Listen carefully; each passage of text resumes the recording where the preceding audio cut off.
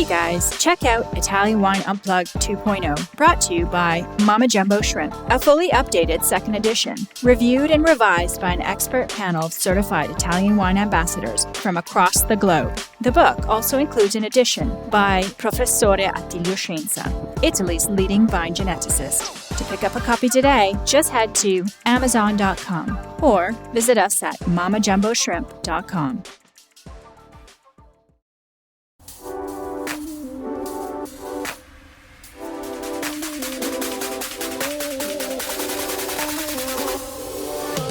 Welcome to another episode of On the Road Edition, hosted by Stevie Kim.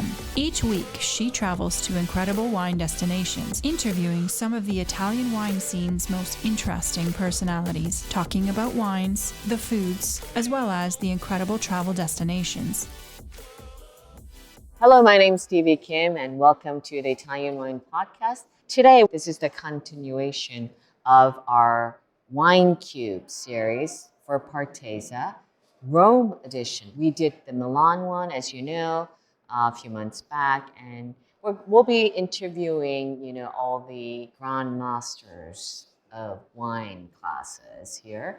And today we have with us, right next to me, our very good friend Charlie. Ciao, Charlie. Ciao, ciao. Hi, tell me how you say your last name. Arturaola. Arturaola. Arturaola is Basque, very Basque. Okay. I'm just going to call him Charlie Art too. Yeah. Or Charlie Wines. Yeah, Charlie Wines. So, Charlie, tell us where you're from. I was born in Uruguay, but I bounced to Spain very young. And I moved to the Caribbean, and I ended up in Miami for 36 years. So I should say that I'm an American by passport. But what about your heart? My heart is Italian. Because I work with Italian Caribbean, wines. Uruguay, Spain, and then if Miami, but your heart is Italian. Well, because when I say this, I just finished talking to someone who said, when was your first actually contact with Italian wine? I said, I was 5 years old and I drank Nebbiolo. Because in Uruguay, they plant Nebbiolo, the Piemontese people, the immigrants. So my first sparkling, I would say. It was Nebbiolo? Sparkling? Nebbiolo sparkling red. And that was my favorite drink because it was sweet. And I was 4, 5, 6 years old. But when I talk about that, of course, I got to talk about my wine life, which is around Italian wine since I'm very young and working in the restaurant, the hotel business, the cruise line business, that actually allowed me to be around the world. Well, so actually, this is a funny story because I first met Charlie when he was nominated as the Communicator of the Year. Award for Italians. It's a Vinitaly sponsored title, the category for the IWC award ceremony that happens annually. And Vinitaly, 2011. Yeah, 2011. So it was at the very beginning of my wine career. I hadn't a clue, and I met this gentleman here. So I've known Charlie actually for a very long time. Right. Yeah, Charlie. But I have to say one big thing because you, Stevie, brought me back to a subject which was Amarone della Valpolicella in New York City. And I remember this clearly because it was almost 10 years ago.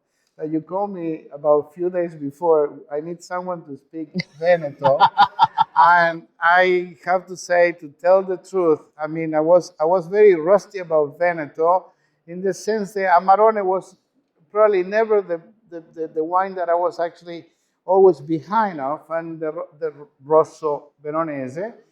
But you brought me back to Veneto and to the Italian wines big time because that day I think we have a wonderful audience. We were like 110 people. Thanks to you, you got me back to Amarone, Corvina, and Rosso Veronese. That's fantastic. I didn't really recall that because New York I have a little bit of Alzheimer. But, in front of the Hudson River, I remember. Yeah.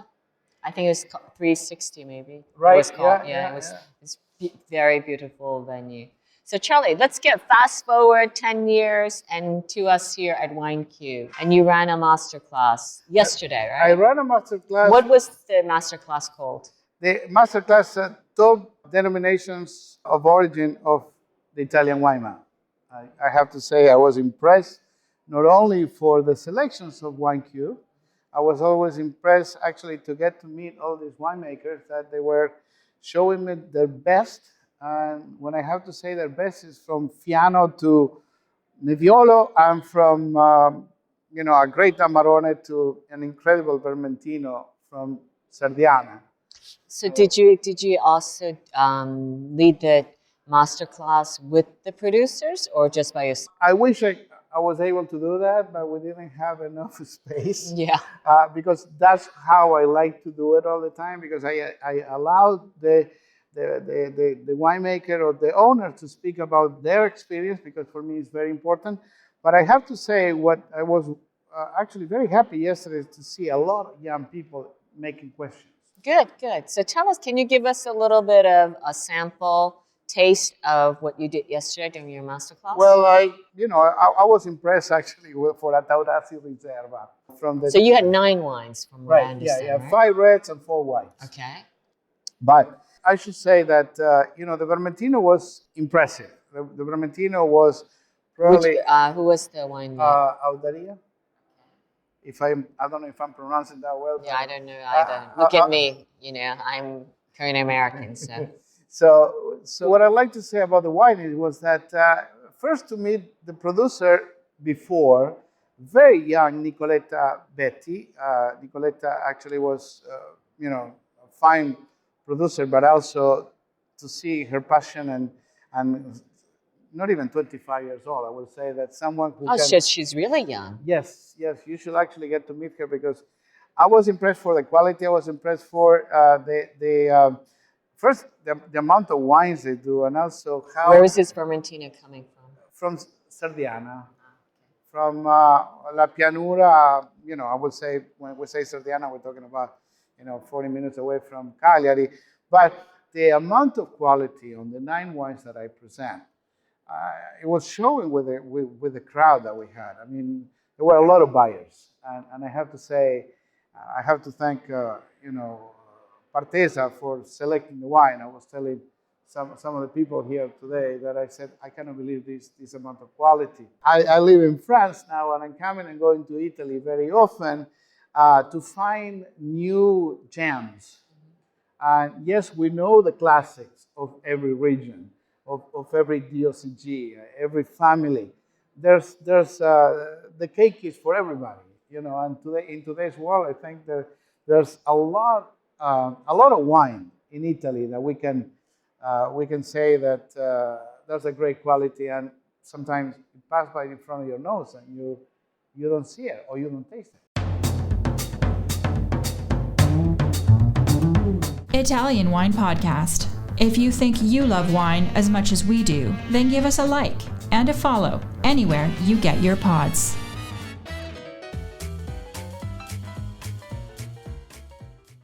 Right? So Charlie, how long have you been in wine business? Almost 40 years. Yeah, 40 years. Yes. So how would you say, let's not go back 40 years, but let's go back maybe 20 years, okay? Since 20 years, what have you seen in terms of the evolution of Italian wines and winemaking? Well, the communication, the different ways that we find to show a vineyard, the different ways we find to tell the story, the storytelling. I will say that is one of the most important things that probably as not many other wine countries, because Italy is very avant-garde from Val d'Aosta to Etna, as you probably know better than me, that Etna today is booming, right? And little wine countries probably that they need a little bit of push. I was telling to someone yesterday from the Ordre, I said, listen, I wish, Riesling was more respected and Pinot was more respected in Ordre, but you have here the possibility to see in the last 20 years, the amount of young winemakers. I mean, I work with some enologists, some winemakers from Piemonte, some from Val d'Aosta, and also from Liguria today, selecting some wines and tasting some of what they do. And I have to say, I love when they say, well, I used to sell my grapes before, but now I decide. Yeah, that's kind of the tendencies, right? A lot of them were selling their grapes to co-ops or Well, different, remember, yeah, they say that aggregatings. in Champagne a lot. The people used to sell a lot to Moet and a lot to Veuve, and now they actually doing their own labels. And that is the future. And I have to say over and over, yes, don't be afraid to taste like, Partesa does. Bring in all these young, which of course, we all know the icons, the masters of the Italian wine country, the classics, from, of course, Antinori, Frescobaldi. And I can actually go the whole day talking about those names, but this is an interesting thing. When you actually ask me right now, I remember one day in New York City, there's a wine tasting in one hotel in Manhattan, and they say, well, the 720 wines that are here, they're off the tray, meaning like they don't have importers. And of course, I like to help that.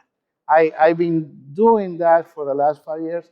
Now, remember, I also do wine communication a lot. I'm between three TV shows right now. Which TV shows? Well, one is in India.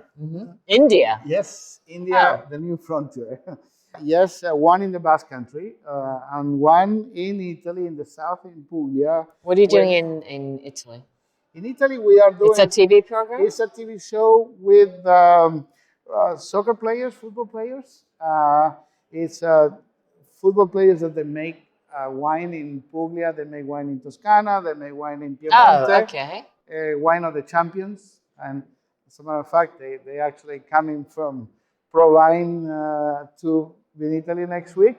And it's my job right there is just to try to build up the personality of the football player with the grape. I'm a big soccer fan. So, okay. We're talking about... yeah, it's completely Greek to me. I wouldn't recognize the best soccer player if it were right in front of my nose. If you guys are actually big soccer, we have Materazzi, we have Schneider, we have Ronaldinho, we have... And they all make wine? They all make wine in Puglia, and I have to say the brain behind is Fabio Cordella. You should get to know him because Fabio is doing a great job just going around the world with 25 soccer players. I'm talking about John Terry, I'm talking about Memo Ochoa. I mean, these are... Great to me. Yeah, no clue. John Terry from Chelsea, from England. Memo Ochoa, no idea. Mexican guy from La Salernitana. Also Yaquinta. I mean, big players that... Interesting. My job in this TV show is just to match the personality of the grape that they choose, because every football player like Cafu or Roberto Carlos or Ronaldinho, they choose Primitivo, Nero d'Avola, Negro Amaro. I mean, Schneider. Why Puglia? Why Puglia? Because as I said, the brain behind this idea is somebody Pugliese. What is amazing, once again, is that the ways in Italy, they're looking for the ways to communicate. I was talking to someone right now about fashion and wine. I mean, we know about this, the fashion, big show in Milano every year, every February, March. I mean, that is what is amazing, what's going on in Italy. There's a boom now. Of course, there's a great competition out there, too.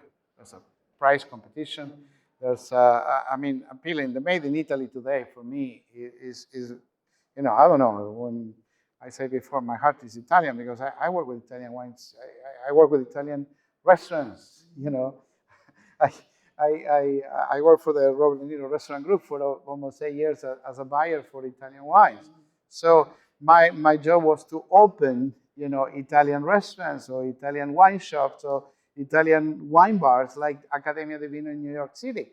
So I always been probably very close to the big families of wine.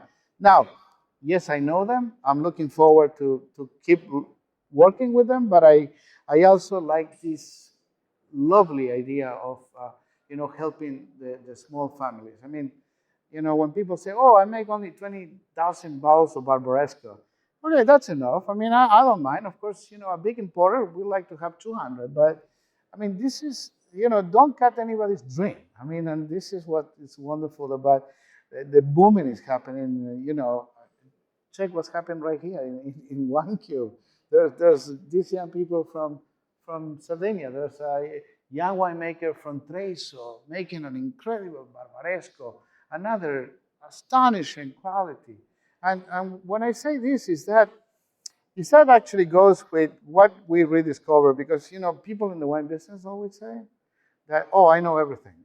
I know everything. And one of my pet peeves, I remember, I think this is a nice glass of Prosecco that we have here, but I remember talking to someone one day at the Master of Wine class when they went in Toscana and nobody knew how to explain Prosecco. Right. And I feel bad for that. I actually, I talk to many Prosecchisti, I talk to many people in the business that myself, I would like to say, I would like to tell everybody the best grape from Molise or Cesanese, like I told someone last night in a trattoria in Rome. I say, listen, you want to order something different for me? Order a Marino d'Oca and Cesanese. And they're looking at me and say, what is that? I say, hey, wait a second. You're in the wine business. You're a sommelier. You should know better than me. I'm a guy in my 60s already. I said, let's drink local, right? I was in Ostia Saturday night, having fun with my friends, eating suppli, because I got to see my friends from Fiumicino. I was in my 20s, coming to Rome. Right.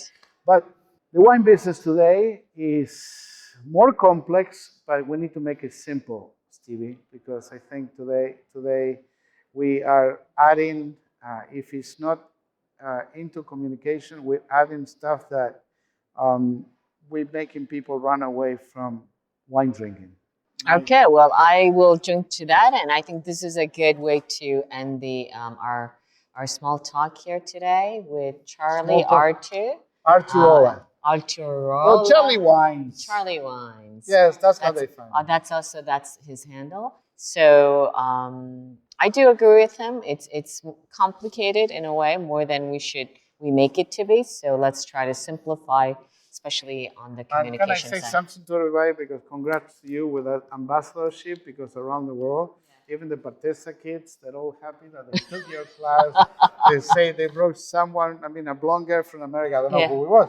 She was, but I said that was really cool. Right. And it is keeping, a lot of everybody hooked into what the Italian ambassadorship should be into the wine business. Great. Thank you very much. Okay. Grazie. Ciao. Ciao ragazzi.